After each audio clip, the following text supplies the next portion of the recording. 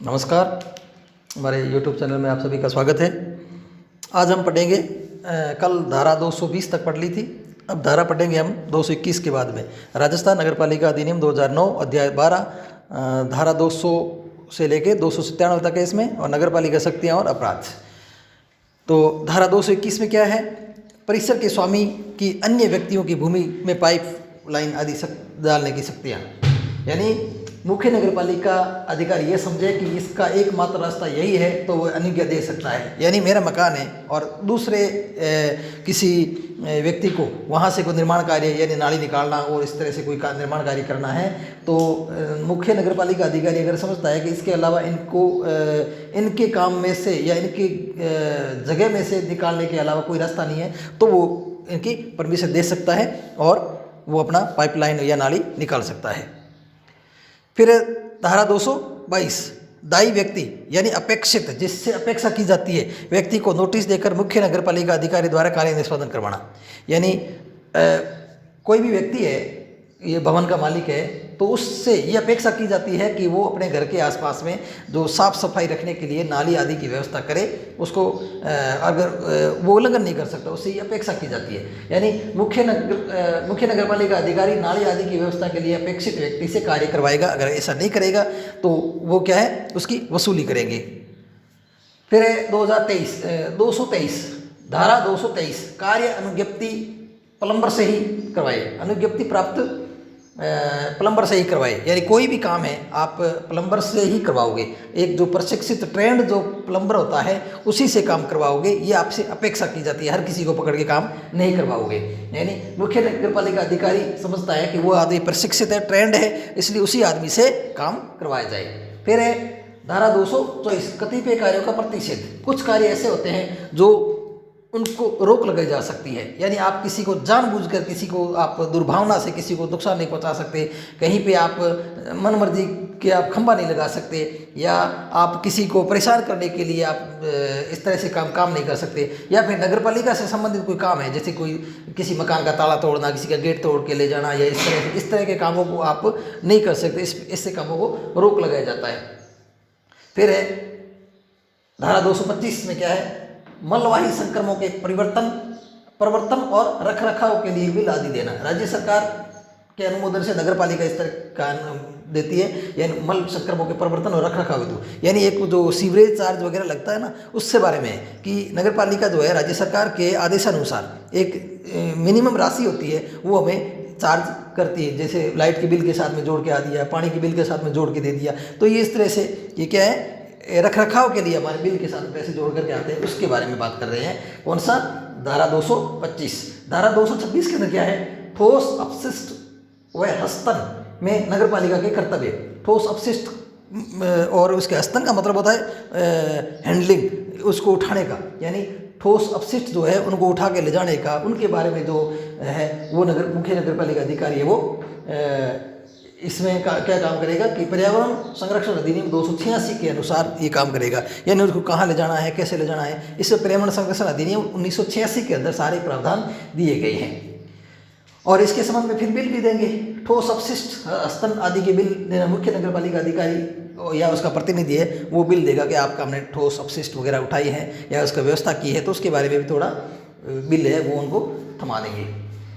धारा 228 ठोस अपशिष्ट नगरपालिका की संपत्ति होना। यानी जो जितना भी ठोस अपशिष्ट यहाँ से उठा के ले जाएगी, ऐसा नहीं है कि वो हमने उसको सौंपा है कि आप इसको हम संभाल के रखना, ऐसा नहीं है। ठोस अपशिष्ट वो उठा के ले गए, वो अब उनकी संपत्ति है। वो उनको बेचे, उनको फेंके, या उनको ज़मीन में गाड़े, या वो व्ययन करे, उनको कैसे भी नष्ट करे, किसी भी काम में ले, वो संपत्ति अब किसकी है? नगरपालिका के अंदर है। चाहे उसके अंदर लकड़ी या ईंट पत्थर वगैरह जो भी चीज़ ले जाते हैं उठा के, वो नगरपालिका की संपत्ति हो जाती है। और धारा 238 में है ठोस अपशिष्ट के व्ययन और अंतिम व्ययन हेतु स्थान तय करना। नगरपालिका के भीतर या बाहर, नगरपालिका क्षेत्र के बाहर या नगरपालिका क्षेत्र के बाहर इनको व्ययन यानी इनको ठोस अपशिष्ट है, इनको निस्तारण के लिए वो जगह निश्चित कर सकती है। कौन? नगरपालिका। वो नगरपालिका क्षेत्र के अंदर भी हो सकती है और बाहर भी हो सकती है। फिर है धारा 230 स्वामियों अधिभोगियों के उत्पादन स्थल से ही भंडारण के निर्देश, कचरा उत्पन्न नहीं होने दे। यानी एक ऐसी अपेक्षा की जाती है कि जहाँ पे कोई रह रहा है, व्यक्ति रह रहा है, घर में रह रहा है, भवन में रह रहा है, उनसे ये अपेक्षा की जाती है कि कचरा इधर उधर फैले ही नहीं, ताकि ज़्यादा मेहनत नहीं करनी पड़े। उनको पहले से थैलियाँ दे दी जाती है या ऐसे कचरा पात्र दे दिए जाते हैं कि इसमें डालो और हमारी गाड़ी आएगी, हमारे वाहन आएंगे, वो उठा के ले जाएंगे, तो ज़्यादा कचरा फैलेगा ही नहीं। यानी अपन पहले से इनका निस्तारण करने का आप सोच लेंगे तो ज़्यादा कचरा होगा ही नहीं। इस तरह से अपेक्षा की जाती है हमारे नगर पालिका की हम लोगों से।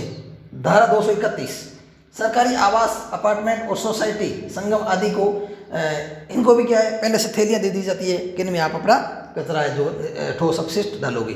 फिर है धारा 232, इनमें कोई भी जो प्रतिषेध, इनका मतलब प्रतिषेध का मतलब होता है रुकावट, रोक डालना, यानी मना करना किसी भी चीज़ को। यानी कोई भी भवन या कचरा, भवन का मालिक जो है कचरा गंदगी खुले में ना डाले, ऐसी अपेक्षा की जाती है। यानी प्रतिषेध का मतलब है ये कुछ अपन रेस्ट्रिक्शन लगाए जाते हैं, यानी आप खुले में कचरा नहीं डालोगे, खुले में मलमूत्र नहीं डालोगे, या आप इस तरह से काम नहीं करोगे ताकि पड़ोसी को या आने जाने वाले लोगों को परेशानी हो।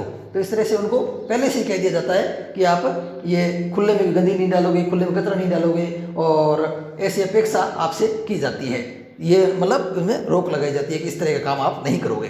फिर धारा 233 मार्गों को गंदा व अवरुद्ध करना, यानी कचरे करने वाले पर शास्ति कितना है 5,000 रुपये। यानी मार्गों पर, मार्ग जो है आप आने जाने का सार्वजनिक मार्ग है, उस पर आप गंदगी नहीं डालोगे, किसी भी प्रकार की थैली हो गई या फिर कोई मतलब अपशिष्ट पदार्थ होगी वो आप रास्ते पे नहीं डालोगे, व्यवधान नहीं डालोगे, और ताकि आने जाने वाले को परेशानी ना हो। अगर कोई ऐसा करता है तो 500 रुपये एक बार में दंड दिया जाता है। फिर है धारा 234 जीव चिकित्सा अपशिष्ट विनिमय, ये भी जो बायोमेडिकल जो वेस्टेज होते हैं उनका निस्तारण भी पर्यावरण संरक्षण अधिनियम 1986 के तहत प्रावधानों के तहत किया जाता है। और उसके बाद में धारा 235 परिसंकटमय अपशिष्ट विनिमय, यानी जो कोई खतरनाक पदार्थ होते हैं उनका भी निस्तारण पर्यावरण संरक्षण अधिनियम 1986 के तहत किया जाता है। फिर धारा 236 कतिपय बहिगत मार्गों के लिए अनुज्ञा प्राप्त करना, यानी बहिगत का मतलब होता है अपना मकान है, इनके बाहर अगर आपको कोई निर्माण कार्य करना चाहते हो उनकी अनुमति लेनी पड़ती है। और जैसे बालकनी निकाल दिया, आगे कोई बैठने के लिए जगह बना दी और कर दी, तो उनके लिए क्या परमिशन लेनी पड़ती है। परमिशन नहीं लेते उनके लिए फाइन अलग से चार्ज होते हैं। कतिपय मई मार्गों के लिए अनुज्ञा प्राप्त करना, यातायात बहुलता और लोक सुविधा के लिए बालकनी, थड़ी लगाना और आदि बनाने की लिखित अनुमति जरूरी है, अन्यथा 5,000 से लेकर 10,000 तक दंड दिया जाएगा। यानी आप बालकनी वगैरह इस तरह से बनाते हो, उनके लिए पहले से अनुमति लेनी पड़ती है, ताकि नगर पालिका इसी प्रकार से अनुमति देगी ताकि आने जाने वालों को या लोक सुविधा के लिए या यातायात को ये वो बाधित नहीं हो। फिर है धारा 237 वर्षा जल और द्रोणी या पाइप, ये इस प्रकार से रखे जाएंगे कि राहगीर को परेशानी नहीं हो। यानी आप पानी डालने के लिए, ऐसा नहीं है कि सड़क पर आपने पाइप या परनाला डाल के छोड़ दिया, ऐसा नहीं है। पानी डालने के लिए आप पाइप नीचे डालोगे या इस तरह से डालोगे कि बरसात का पानी या कोई भी पानी है ना, वो आप किसी राहगीर पर या रास्ते चल पर किसी आदमी पर या व्यक्ति पर या किसी गाड़ी घोड़े कर किसी पर पड़े नहीं। और द्रोणी का मतलब ये है कि आप नाली भी वही ऐसे ही रखोगे ताकि ऐसा नहीं हो कि आप किसी के घर में पानी घुस जाए, उसको भी इसी प्रकार से रखोगे ताकि दूसरे को परेशानी नहीं हो। फिर है धारा 238 वर्षा जल संग्रहण संरचना उपबंधनी, इसका मतलब है कि वाटर हार्वेस्टिंग सिस्टम। ये सरकार इसे अपेक्षा की जाती है, सरकार को आप एप्लीकेशन दे करके आप कहते हो कि हम वाटर हार्वेस्टिंग सिस्टम लगा रहे हैं, एक निश्चित राशि 15-20 हज़ार रुपये सरकार देती है कि आप वाटर हार्वेस्टिंग सिस्टम लगाओ, उसके लिए आपको ये इतना पैसा मिलेगा। अगर उस चीज़ का उल्लंघन करता है कोई आदमी, अगर कोई उल्लंघन करता है इस चीज़ का, तो क्या है उस पर 10,000 से लेके 20,000 तक का फाइन लगाया जाता है। फिर है मकानों में ब्रैकेट लगाना, धारा 239 में क्या है, मकानों में ब्रैकेट लगाना, यानी नगर पालिका या सरकार कोई भी निर्माण कार्य करना चाहती है तो आपके घर के पास में या आपके ज़मीन के आसपास में कहीं भी वो ब्रैकेट लगा सकते हैं। ब्रैकेट का मतलब है कोई पॉइंट लगा सकती है, उसमें आगे किसी को विस्तारण करने के लिए, जैसे मान लो लाइट का खंभा लगा दिया या फिर जो टेलीफोन का खंभा लगा दिया या गैस अंडरग्राउंड जो गैस पाइपलाइन है उसके लिए कर सकते हैं। ये जो फाइबर जो है OFC ऑप्टिकल फाइबर केबल है वो बिछाने के लिए अगर कोई कर दिया तो इस तरह से कर सकती है सरकार या नगर पालिका, और उसके एवज में कोई नुकसान होता है तो उसकी भरपाई करेगी। फिर धारा 240 मार्गों का नाम रखना और मकानों के संख्याकन करना, यानी किसी भी सार्वजनिक मार्ग का नाम है वो किसी महापुरुष के नाम से, किसी शहीद के नाम से, किसी भी व्यक्ति के नाम से, या किसी नदी नाले या किसी कोई फेमस चीज़ के नाम से रखा जा सकता है। और उसके लिए दूसरा, मकानों के संख्याकन भी किया जा सकता है, मकानों पर संख्या लिखी जा सकती है, भाई मकान नंबर ये उसका चीज़ का उल्लंघन करते हैं कोई व्यक्ति तो 10,000 से लेकर 20,000 तक का फाइन लगाया जाएगा। अब धारा 241 मूर्तियों की स्थापना, किसी भी चौराहे या मार्ग पर किसी महापुरुष की मूर्ति लगाई जा सकती है अनुमति लेकर के। अगर कोई संस्था या कोई वर्ग समूह लगाना चाहता है तो उसके लिए सरकार या नगर पालिका से परमिशन लेनी पड़ती है, और नगर पालिका को भी सरकार परमिशन देती है कि उस मार्ग पर आप इन महापुरुषों की मूर्ति लगा सकते हो। फिर उस मूर्ति के अंदर अगर कोई तोड़फोड़ करता है या कोई इस तरह से हानि पहुंचाता है तो उस व्यक्ति को दंड जो है वो 25,000 से लेके 50,000 रुपये तक का दंड लगा सकते हैं। फिर धारा 242 झाड़ियों वृक्षों को हटाया जाना। झाड़ियों वृक्षों को हटाया जाना, किसी भी घर के आगे, किसी भी भवन के आगे या किसी की आसपास कोई ऐसा पेड़ पौधे हैं या झाड़ियां हैं जो आने जाने वाले लोगों के लिए एक मतलब न्यूसेंस पैदा कर रही है या फिर उनको परेशानी हो रही है, साधनों को आने के जाने के लिए रास्ते में रुकावट पैदा कर रही है, तो उनको बहुत ज़्यादा अगर कुछ है तो उसको हटाया जा सकता है, उसको हटा करके दूसरी जगह प्रतिस्थापित किया जा सकता है। या फिर उसको हटाने की जरूरत नहीं है, उसकी टहनियाँ इधर उधर हो रही है, रास्ते में हो रही है, तो उसकी कटाई छटाई की जा सकती है। तो ये हो गया झाड़ियों को हटाया जाना और उसको कटाई छटाई कराना नगर पालिका के नोटिस पर। नगर पालिका नोटिस देती है किसी घर वाले को कि भाई आपका ये पेड़ आगे आ रहा है, उसको कटाई करो, और नहीं करते तो फिर नगर पालिका करती है और उसका चार्ज है वो उस मालिक से ले लिया जाता है। फिर धारा 243 खतरनाक भवन। खतरनाक भवन का मतलब होता है उस भवन के अंदर रहना मतलब खतरा होता है, जैसे कोई टूटा फूटा हो, कोई जर्जर हालत में हो, छत गिरने वाली हो, या तो वो उसको नोटिस दे के मकान मालिक को कहे कि आप इसकी मरम्मत करो या इसको हटाओ। नहीं, अगर इस तरह के उल्लंघन करता है तो फिर क्या है, नगर पालिका खुद उसको हटा सकती है, उसको तोड़ कर सकती है और उसको गिरा सकती है।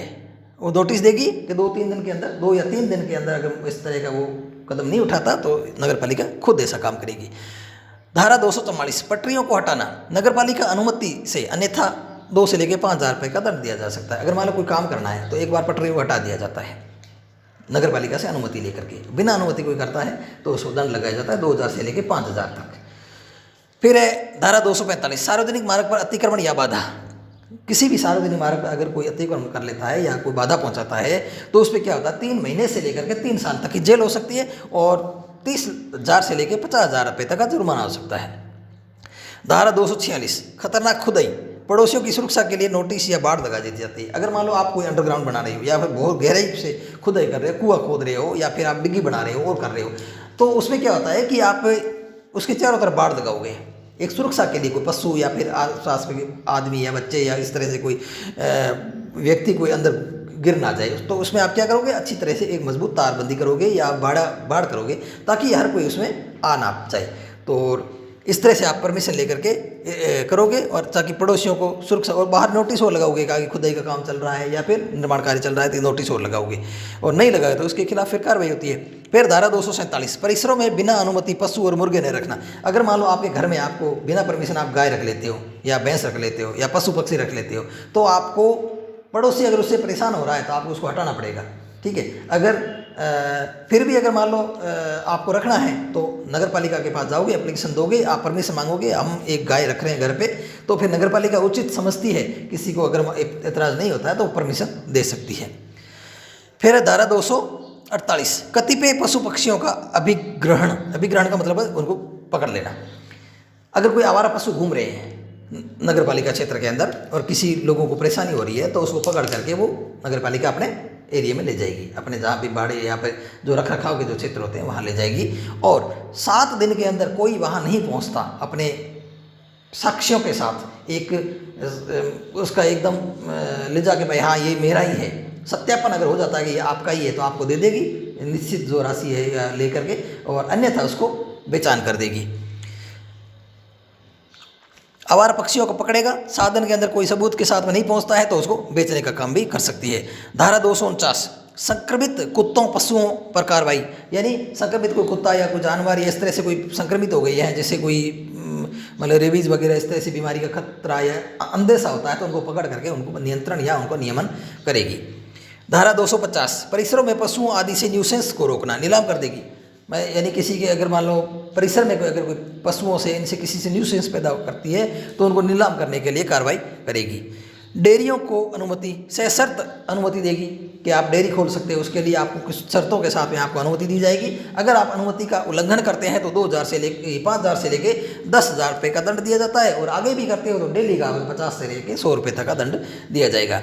फिर है धारा 252, कतिपय मार्गों पर चलन पर रोक। कुछ मार्ग ऐसे होते हैं जहाँ पर उनको ये स्थायी और अस्थायी रोक लगा दी जाती है। जैसे मान लो कहीं पुल बन रहा है तो उस मार्ग को एकदम से रोक दिया जाता है कि जब तक पुल बन के कंप्लीट नहीं होगा तब तक ये मार्ग अवरुद्ध रहेगा। या फिर एक तरफ से रोड बन रही है और दूसरी तरफ खाली है या कच्ची रोड जा रही है तो उस रोड को भी रोका जा सकता है कि यहाँ निर्माण कार्य चल रहा है, या कोई फंक्शन हो रहा है या फिर कोई समारोह हो रहा है बड़ा तो उसमें भी रोक लगाई जा सकती है। तो कुछ मार्गों पर क्या है, जैसे साइकिल ट्रैक हो गया, वहाँ पर कोई बड़े वाहन वाले या वो नहीं जा सकते, सिर्फ साइकिल ही चलेगी तो उसके लिए दूसरे वाहनों के लिए रोक लगेगी। भ्रमण पथ है, वहाँ सिर्फ पैदल आदमी घूमेंगे, दूसरे कोई साधन नहीं जा सकता।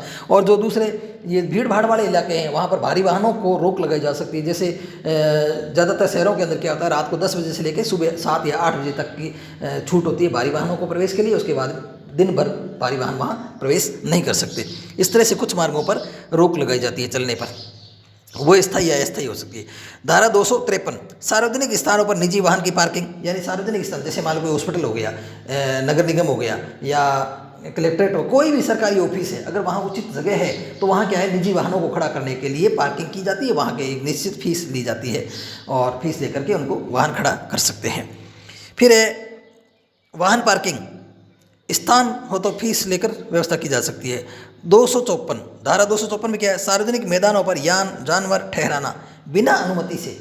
किसी सार्वजनिक स्थान पर कोई पशु खड़े कर दिए या आपने कोई गाड़ी घोड़ा खड़ा कर दिया तो उनके लिए उनको फाइन देना पड़ेगा। स्वामी पर क्या है, 1000 से लेकर 2000 रुपये का दंड दिया जा सकता है। अगर ऐसा रोज रोज करेंगे तो क्या करेंगे, 50 से लेकर 100 रुपये तक का रोजाना दंड दिया जाएगा। फिर धारा 255, अग्नि की रोकथाम के लिए व्यवस्था। अग्नि की रोकथाम, अग्नि की जो रोकथाम है उनकी लिए व्यवस्था क्या, अग्निशमन यंत्र वगैरह ये है, और दूसरी जगह भी है तो वो क्या NOC लेकर के इनके बारे में व्यवस्था की जा सकती है। फिर है धारा 256, अग्निशमन दल स्थापना और रखरखाव।